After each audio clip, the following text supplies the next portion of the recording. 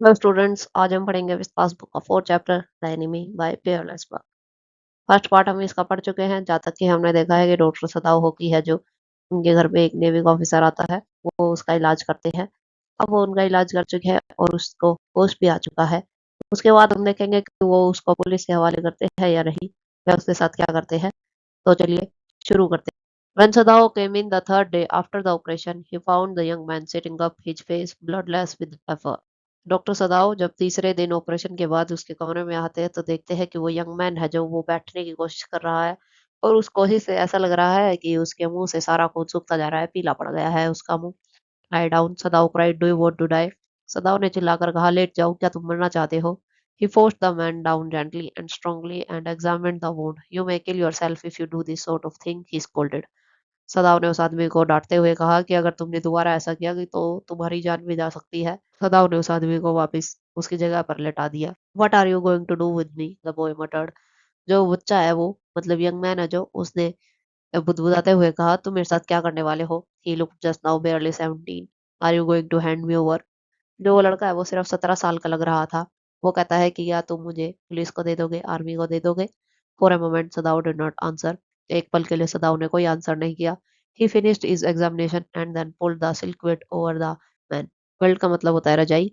सदाव अपना चेकअप करने के बाद उसके ऊपर उसकी रजाई ढक देते हैं। I do not know my self what I shall do with you, he said. मुझे खुद नहीं पता कि मैं तुम्हारे साथ क्या करने वाला हूँ, सदाव ने उस आदमी को कहा।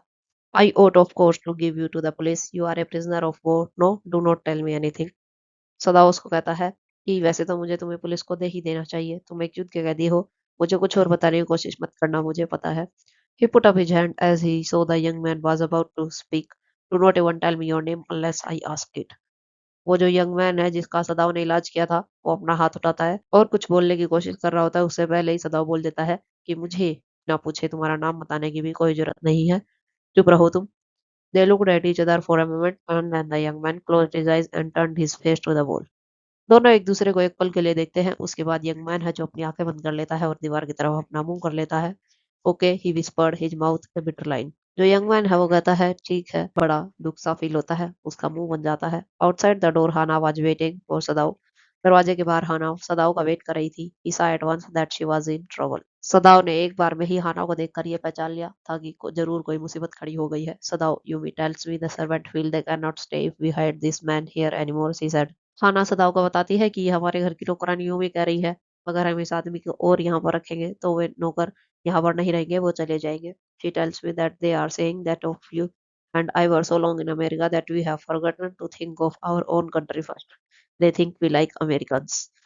हाना सदाव को बताती है कि नौकर ये सोच रहे हैं कि हम अमेरिकन को पसंद करते हैं क्योंकि हम एक लंबे समय के लिए दोनों के दोनों अमेरिका में रहे हैं, तो अब हमें अपनी देश की कोई नहीं पड़ी और हम अमेरिकन को पसंद करते हैं।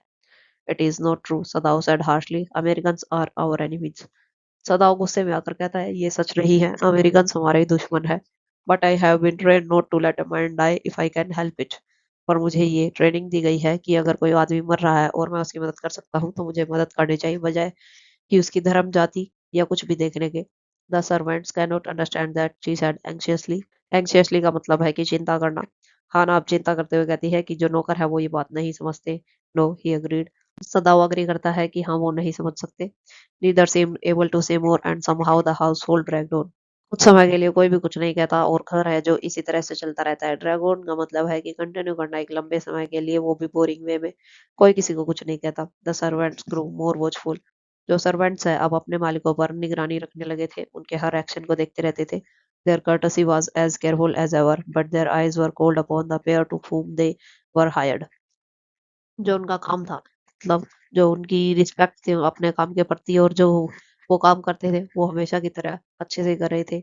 और जो उनकी आंखें थी वो अपने मालिकों को देखकर बिल्कुल ठंडी पड़ गई थी, कि मतलब उनको फर्क ही नहीं पड़ता उनके मालिक मरे या जी, ऐसा उनके प्रति व्यवहार करते थे वो दोनों के दोनों। It is clear what our master ought to do, the old gardener said one morning. जो बूढ़ा माली था एक सुबह वो कहता है कि ये क्लियर है कि हमारा मास्टर क्या चाहता है। He had worked with flowers all his life and had been a specialist too in moss. जो माली है उसने अपनी सारी जिंदगी फूलों के साथ बिताई है, और वो मोस एक छोटा प्लांट होता है जो हिली एरियाज में या शेडी लोकेशंस में, मतलब कि जहाँ पर छाया होती है, धूप कम आती है, वहां पर पाया जाता है।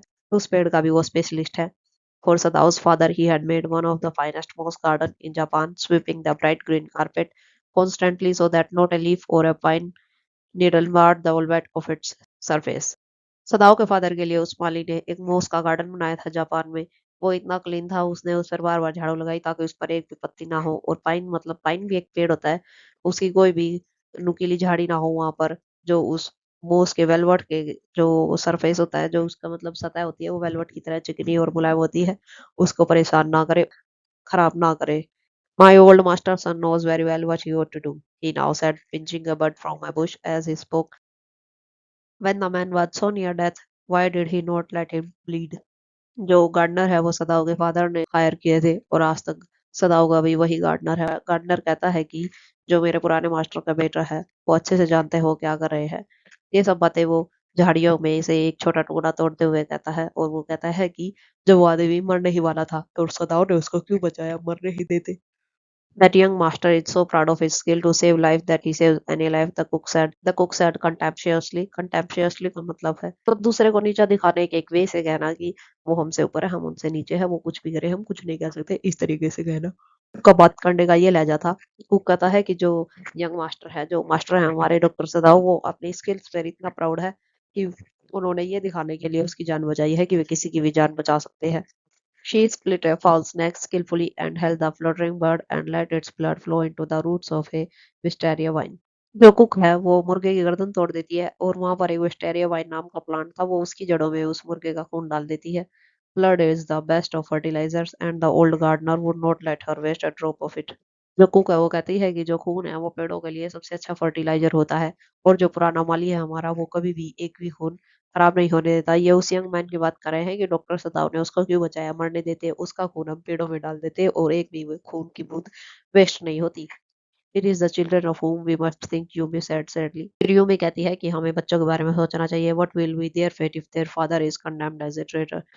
अगर उनके पिता एक ट्रेटर मतलब धोखेबाज देश के प्रति साबित हो गए तो उन बच्चों का क्या होगा। They did not try to hide what they said from the ears of Hara as she stood arranging the day's flower in the veranda nearby, and she knew they spoke on purpose that she might hear. जो घर के नौकर है वो ये सब बातें हाना के सामने ही कर रहे थे, उनने छुपने की बिल्कुल कोशिश नहीं करी। हाना जो कि वरांडा में फ्लावर्स अरेंज कर रही थी। नौकर जानबूझकर ऐसी आवाजें बात कर रहे थे ताकि हाना को सुनाई दे सब कुछ।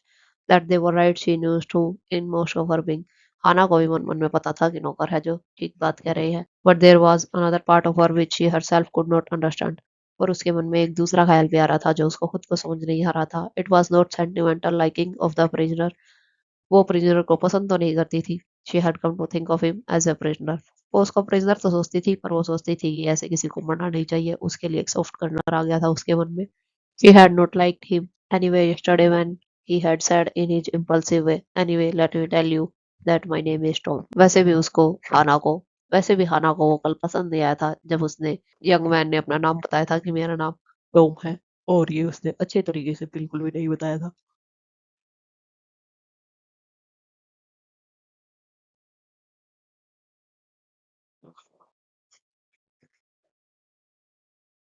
इम्पल्सिव का मतलब होता है जल्दबाजी करना। She had only bowed her little distant bow. She saw hurt in his eyes, but she did not wish to assuage it. वो थोड़ा-सा झुककर उसको प्रणाम करती है। जापान में ज़्यादातर लोग झुककर प्रणाम करते हैं और हाना ने उसकी आँखों में देखा कि उसको भी दर्द है और उसको बिल्कुल अच्छा नहीं लग रहा है यहाँ पर वो सिचुएशन को वर्स्ट नहीं करना चाहती थी। Indeed, he was a great trouble in this house. वो सोच रही थी कि ये आदमी है जो इस घर के लिए बहुत बड़ी मुसीबत बन सकता है। As for Sadao, every day he examined the wound carefully. सदाऊ है जो वो रोज उसका जो घाव है उसको ध्यान से चेक करता था। The last stitches had been pulled out this morning and the young man would in a fortnight be nearly as well as ever. जो सदाऊ ने टाके लगाए थे वो भी आज सुबह खुल गए थे और जो यंग मैन है 15 दिनों में बिल्कुल पहले जैसा हो जाएगा। Sadao went back to his office and carefully typed a letter to the chief of police reporting the whole matter. सदाओ अपने ऑफिस में चला जाता है और एक लेटर टाइप करता है चीफ ऑफ पुलिस को पूरा इंसिडेंट बताते हुए। On the 21st day of February, an escaped prisoner was washed up on the shore in front of my house. 21 फरवरी को एक युद्ध के कैदी को लहरों ने मेरे घर के सामने फेंक दिया। So far he typed and then he opened a secret drawer of his desk and put the unfinished report into it.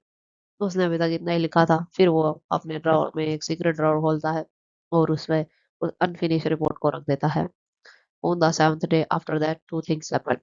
7 दिनों बाद इन सब चीज़ों के 2 चीज़ें होती हैं। In the morning the servants left together their belongings tied in large square cotton kerchiefs. वैसे तो हैंड कर्चीफ्स का मतलब तो रुमाल होता है।